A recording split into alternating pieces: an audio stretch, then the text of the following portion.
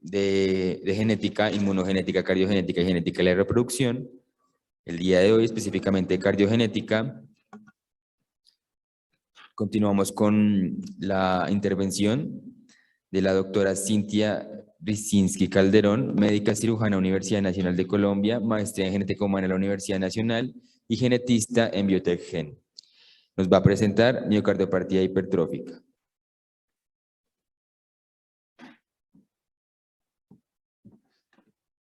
Buenos días, muchas gracias por invitarme a este evento.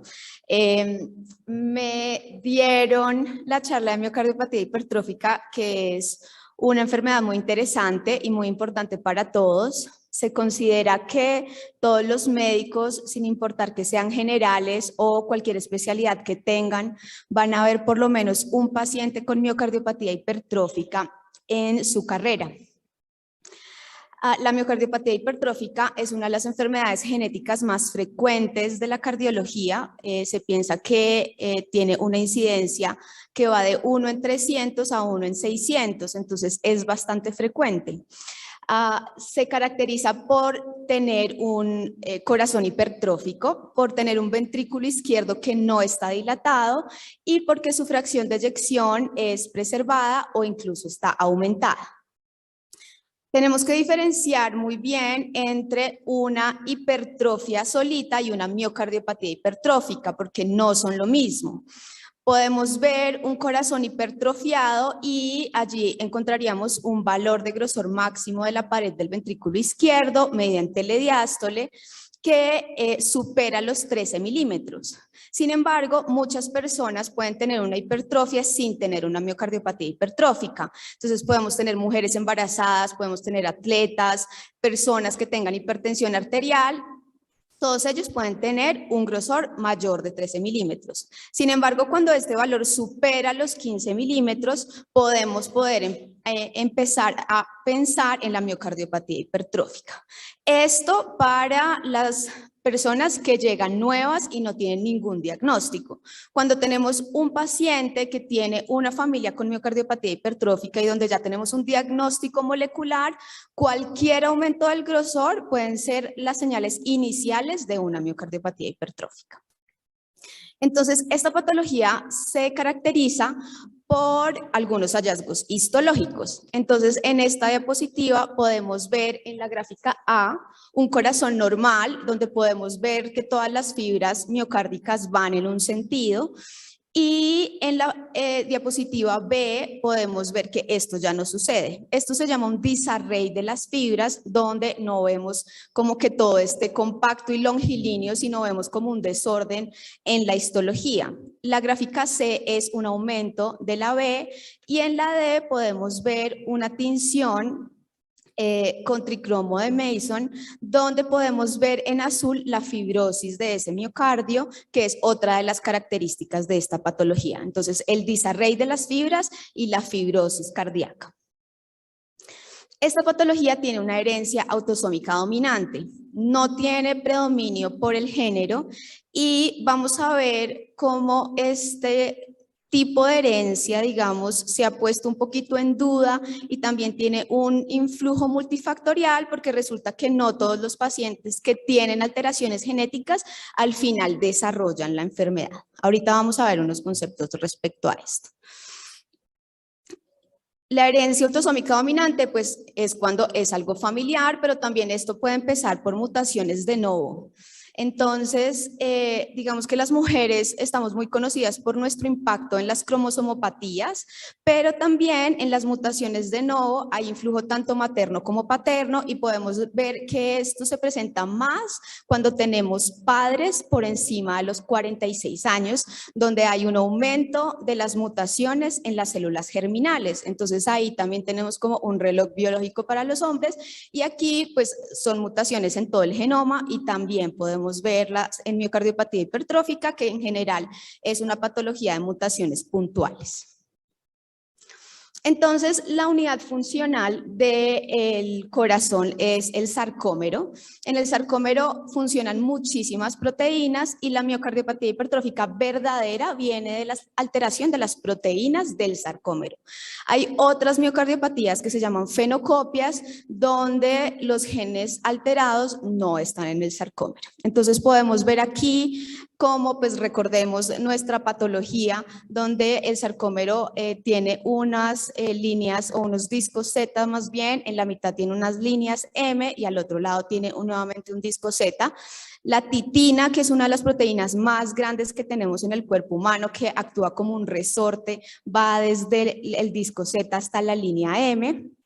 Y tenemos la cadena pesada de la miosina 7, que conforma estas cabezas que parecen como un palo de golf, y la proteína de unión a la miosina. Estas dos proteínas son las más importantes en esta patología, donde se encuentra la mayoría de las mutaciones. Más o menos en el 40% de las personas positivas podemos encontrar alteraciones en estas proteínas. Hay otras también muy importantes como la tropomiosina, como la actina, la troponina C, que es la sensora de calcio del sarcómero, la troponina T, que es la de unión a la tropomiosina, la troponina I, que es una troponina inhibitoria. Todas estas pueden presentar mutaciones que nos pueden dar esta patología. Y hay otros genes que se llaman menores, donde hay menos mutaciones en los pacientes con estas patologías. Cuando hacemos exámenes genéticos, el rendimiento de las pruebas en estos pacientes igual todavía no es el esperado. Según la corte que uno estudie, más o menos entre el 30 y el 50% de los pacientes se les puede encontrar una mutación causal de su patología y en los otros no encontramos nada o encontramos variantes inciertas. Entonces, resulta que la miosina 7, que tiene estas cabezas, se ancla a la tropomiosina y desde allí genera la fuerza que puede hacer que el músculo se contraiga. Pero no todas las cabezas de la miosina están pegadas a la tropomiosina, sino muchas están sueltas, están en un estado relajado. Entonces, cuando tenemos la miocardiopatía hipertrófica, muchísimas más están unidas y el corazón se vuelve, entre comillas, como duro, porque está ahí anclado todo el tiempo, y esto hace que el corazón pues necesite un poquito más de fuerza para sacar la sangre y que se vaya hipertrofiando con el tiempo. Hay muchos mecanismos y no solo esto que producen la sintomatología que tienen estos pacientes. Entonces, uno podría tener una mutación missense, que acuérdense que es cuando se cambia un aminoácido por el otro, y esto puede conferir un problema para algún tipo de acción o algún tipo de fosforilación que lleva a que llevan estas proteínas. Entonces, cuando tenemos una expresión estable de una proteína normal, puede que el corazón funcione de forma ineficiente. También podemos tener que en realidad no se pliegue de forma adecuada, y esto puede ser marcado por la ubiquitina y desecharse esa proteína, o podemos tener mutaciones truncantes donde al final no se produce la proteína y tenemos un mecanismo de haploinsuficiencia.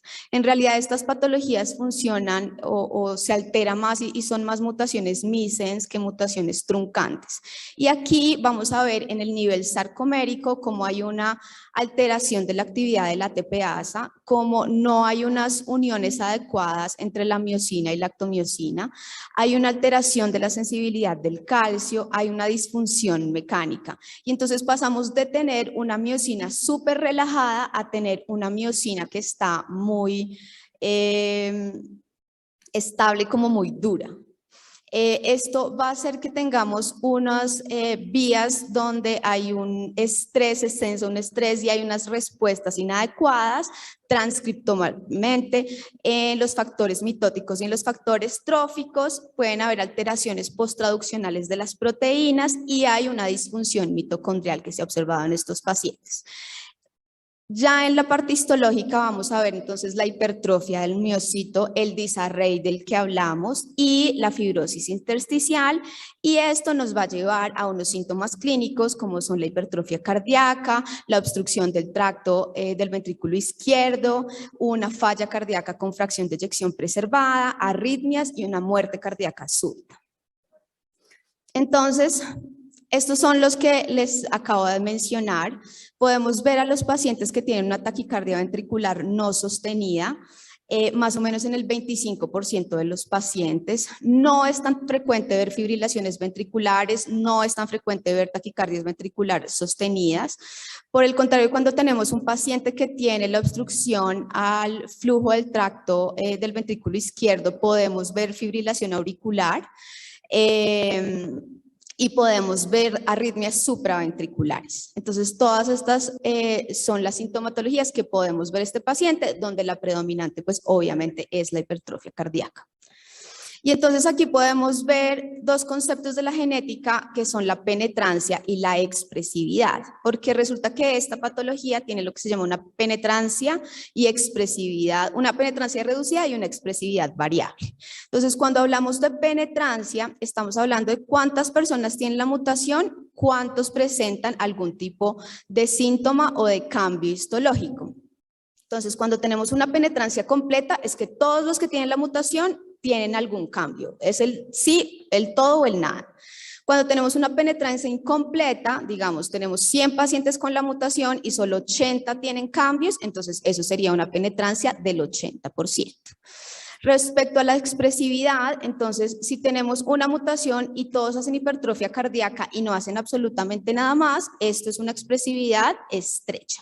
Pero si tenemos una expresividad como la de esta patología, donde tenemos arritmias, donde tenemos muerte súbita, donde tenemos hipertrofia, pues es una expresividad variable. Estos conceptos son muy importantes para comunicárselos a los pacientes porque la genética es muy importante en la consejería familiar y la gente va porque quiere saber si sus hijos van a tener lo mismo que ellos tienen. Generalmente nosotros tenemos un paciente índice.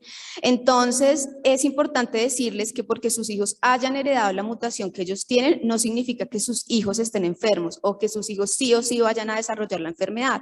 Puede que nunca la desarrollen.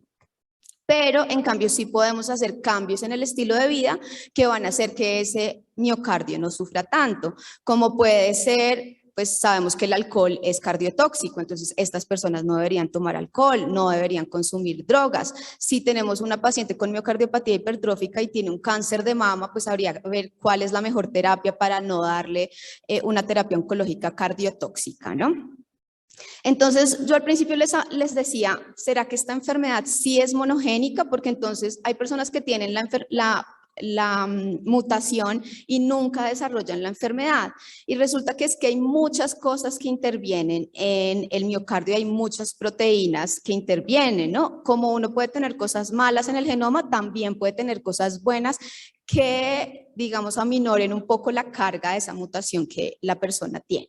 Entonces, vamos a ver que los factores medioambientales son supremamente importantes. No es lo mismo tener un paciente con miocardiopatía hipertrófica que tenga obesidad o que sufra alcoholismo frente a una persona que es muy sana. También vamos a tener algunas modificaciones en el DNA que pueden ser importantes. Interactúan las modificaciones de las cromatinas, los microRNAs, las modificaciones posttraduccionales, los factores tróficos y mitóticos. Todo esto va a ser importante para que una persona presente o no un fenotipo o una clínica en nuestra consulta.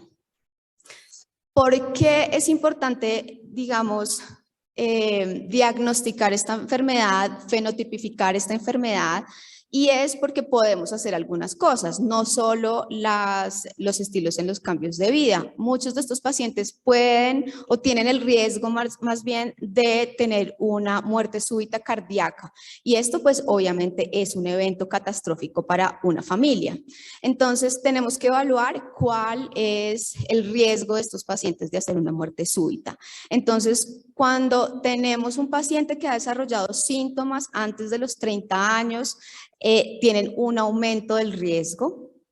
Cuando tenemos una historia familiar positiva de muerte súbita, aumenta el riesgo. Hay personas que llegan a la consulta y todos sus familiares tienen miocardiopatía hipertrófica, pero han vivido hasta los 80 años, 70 años, han necesitado algunos procedimientos, pero ya, mientras que hay otras familias que es mi tío se murió de muerte súbita, mi hijo le dio una muerte súbita, entonces esto cambia el riesgo.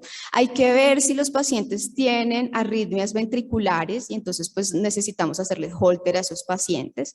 Tenemos que evaluar y que hacer seguimiento de esa hipertrofia, cómo va, porque esto va en aumento y los pacientes que tienen ya una hipertrofia por encima de 30 milímetros tienen un aumento en el riesgo de hacer una muerte súbita. Si esos pacientes hacen muchos síncopes, aumenta el riesgo. Si tienen un diámetro de la aurícula izquierda muy elevado también, o si tienen la obstrucción del tracto de salida del ventrículo izquierdo. Y todos estos factores también nos va a ayudar a definir si estos pacientes pueden necesitar un cardiodesfibrilador. Tener una mutación en estas enfermedades, ya sea miocardiopatía hipertrófica, arritmogénica, síndrome de QT largo, no es igual a que esos pacientes necesiten un CDI. Es igual a que tenemos que evaluar el riesgo, porque implantar un CDI también viene con sus complicaciones. Entonces, si estos pacientes tienen un riesgo elevado, sí está indicado un CDI. O si ya vamos a hacer una prevención secundaria, este paciente ya hizo una muerte súbita, pues claramente ese paciente necesita un cardiodesfibrilador. Y bueno, ¿por qué queremos saber todo esto? Porque la medicina de precisión se nos viene encima. Entonces, queremos saber cuáles son las mutaciones de nuestros pacientes. Queremos tenerlos caracterizados para ver si en el futuro también podemos ofrecerles otras terapias. Hasta el momento no hay ninguna terapia génica, digamos, para la miocardiopatía hipertrófica, pero puede que lo haya en un momento.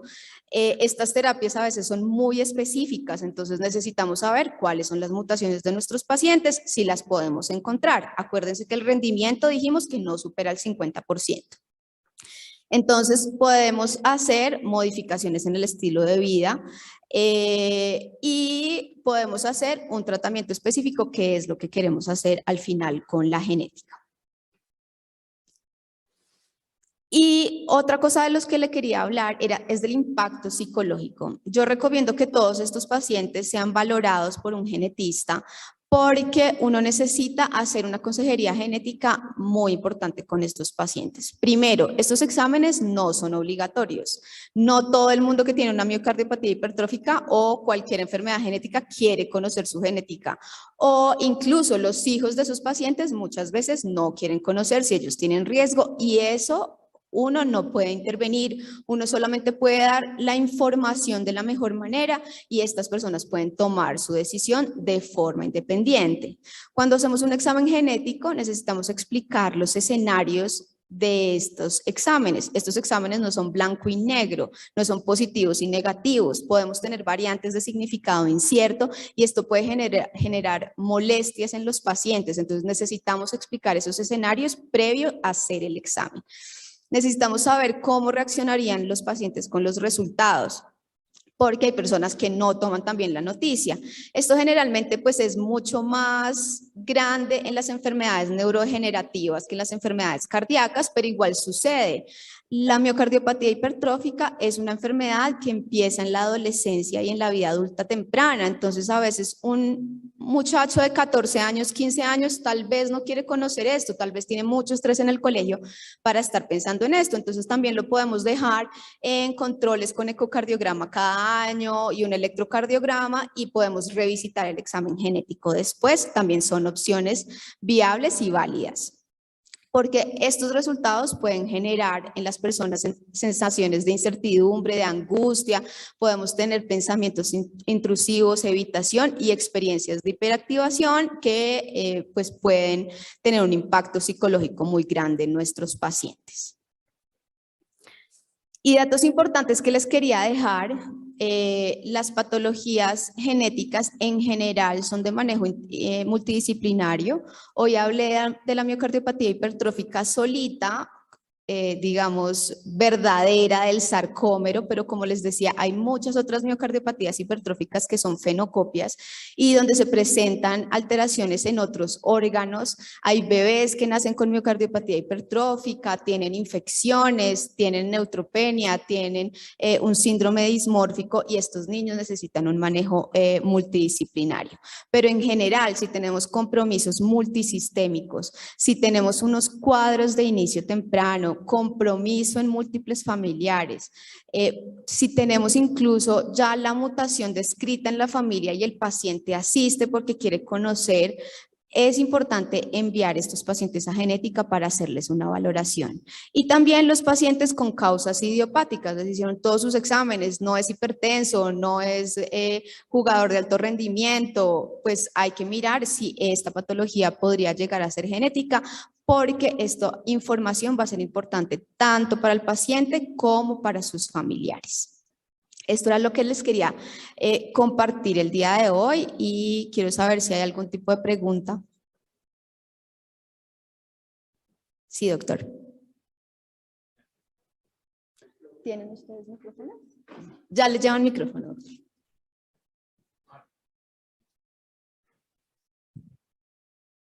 Doctora, excelente su presentación. Excelente su presentación desde todo el punto de vista global de la miocardiopatía hipertrófica. Muchas gracias. Muy bien. Yo voy a hablar como patólogo. ¿No? Usted muestra unas transparencias que son casi patognomónicas de la miocardiopatía hipertrófica. Pero ha dicho usted también que hay otras situaciones en que no se rige por todo, tanto la clínica como la genética, como todos los factores que se han mencionado. En nuestra experiencia en el hospital hemos tenido 3 y siempre de muchachos jóvenes haciendo deporte. Súbita, muerte súbita. Bueno, todos son anécdotas, pero para que bien sepa. Y las hemos llevado, por lo menos una de ellas, a CPC, a nuestra reunión clínico-patológica, los que hacemos los patólogos con el resto de clínicos. ¿Cuál es el impacto? Usted habló de un impacto y es importantísimo. Cuando a un papá o a una mamá se le muere un muchacho de 18 años o de 15, estando en el colegio jugando fútbol. Puedes jugar otra actividad. Por lo general acá la hemos tenido con fútbol. Yo tuve por fuera del país también otras, pero eran otros extremos, deportes extremos. ¿Se hace la autopsia médico-legal o no se hace la autopsia médico-legal? Pues digamos que las guías norteamericanas han cambiado mucho, ¿no? Y entonces ahora, o bueno, desde hace unos años, se recomienda hacer autopsia y se recomienda hacer examen genético sobre esos pacientes. Actualmente no sé si estemos haciendo exámenes genéticos en estos pacientes que fallecen de muerte súbita, porque seguramente deben tener algún tipo de problemas con el pagador y como toda esa parte del sistema, pero en general los pacientes que tienen muerte súbita y que no tienen una causa como, no sé, un aneurisma o cosas así que uno pueda ver, sino que tienen o miocardiopatía hipertrófica o no se les encuentra absolutamente nada, es una autopsia negativa y podríamos pensar en otros síndromes como QT largo, como taquicardia ventricular polimórfica, catecolaminérgica. Estos pacientes, pues se les debería hacer una, digamos, autopsia genética. Muy bien. Nosotros todas las hemos hecho acá, o sea, clínica, autopsia clínica. Pero la familia, ¿y sabes cuál ha sido el enganche para todo el mundo? Decirle, se murió. En Colombia llevar medicina legal produce impacto porque hay que seguir una secuencia de cadáveres en tiempo, les puede generar 24, 48 horas. Uno no tiene, porque estas muertes súbitas no tiene las bases y los criterios para poder decir que se trate de eso. Pero yo sí motivo a todo el mundo que en caso de esta situación el enganche puede hacer la autopsia en la institución donde recibió el cadáver o donde se recibió la persona fallecida para poder lograr.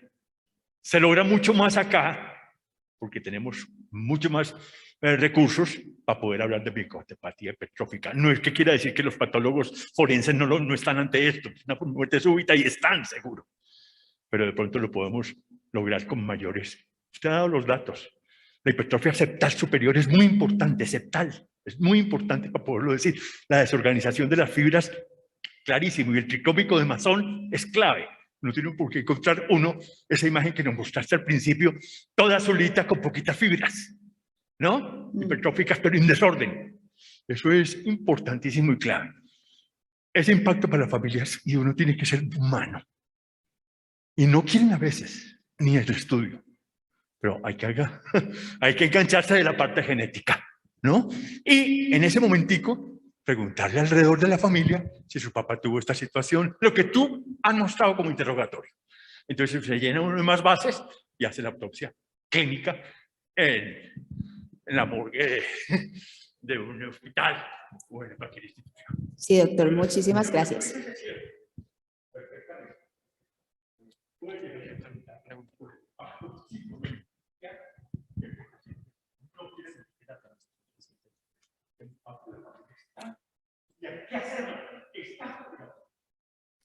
Sí, señor. ¿Tenemos espacio para más preguntas? ¿Alguien? No, pero... Vamos a hacer una pregunta aquí y seguimos contigo. Doctora, nuestros asistentes vía virtual nos mandaron esta pregunta. ¿No es mejor hacer el chequeo genético temprano con acompañamiento psicológico? Sí, es importante hacer ese chequeo genético temprano. Digamos que nosotros a veces en genética dividimos dependiendo de la edad de presentación, la edad de el acceso a los test genéticos. Por ejemplo, en cáncer, los pacientes que deben tener acceso a estos pacientes son los que tienen una mayoría de edad, porque igual antes de los 18 años en general no desarrollan cáncer, pero estas patologías arrítmicas y las canalopatías sí pueden presentarse a corta edad. La miocardiopatía hipertrófica es de la adolescencia y entonces eso viene con un poquito más de complicaciones, digamos, psicológicas para el paciente. Hay pacientes que deciden hacérselo, hay pacientes que deciden no hacérselo. Una vez en la consulta ve que los papás tratan como que ellos se lo hagan, pero pues uno puede igual, como les digo, hacer un seguimiento clínico de sus pacientes con ecocardiograma y con electrocardiograma o con Holter. Lo bueno del examen genético es que si no tienen la variante genética, pues la podemos dar salida y decirle chao, no necesitas nada más. En las canalopatías como el síndrome de Cute largo, por ejemplo, donde hay niños que presentan muertes súbitas a tempranas edades, sí hacemos el examen genético y son candidatos desde el día 1 de nacimiento para hacerse.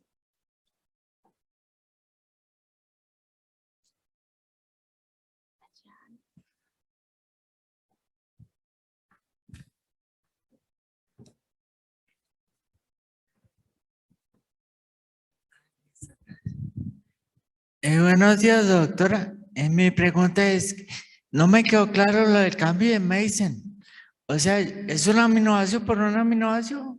El missense Sí, es un cambio de un aminoácido por otro aminoácido. Entonces tenemos una proteína que se produce, pero esa proteína tiene un cambio que puede tener un impacto dentro del funcionamiento de esa proteína. Y estas enfermedades pueden tener una característica que se llama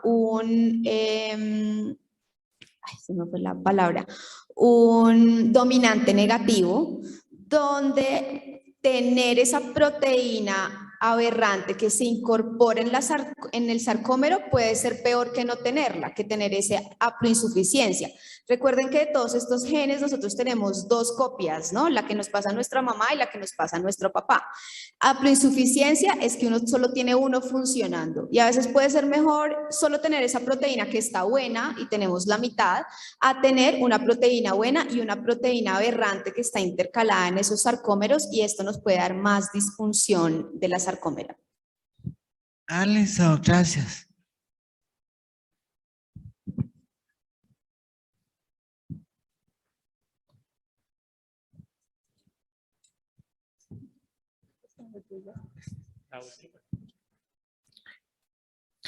Doctora, Perla Robledo pregunta, en la experiencia de la doctora, ¿cuántos casos ha tenido y que sean mutaciones de novo?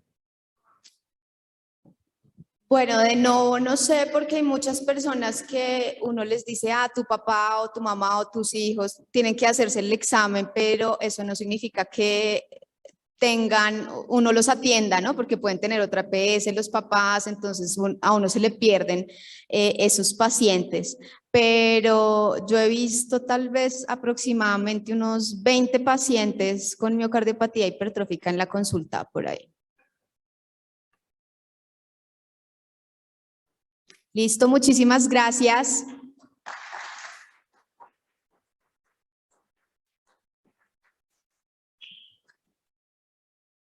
Bueno, doctora, muchísimas gracias por la intervención. Le recordamos tanto a los que están aquí presentes como a los que nos acompañan de manera virtual que si tienen alguna duda pueden enviarla y pues al chat o comentarlo a alguno de nosotros y nosotros la redirigiremos a la doctora para que la doctora la responda y les enviaremos la respuesta. Adicionalmente, aquí tenemos en pantalla para que escaneen con sus celulares el QR para que tomen la asistencia. Igualmente a los que están de manera virtual, también se les está enviando por el chat el link para tomar la asistencia y recuerden que es importante para la parte del certificado de asistencia.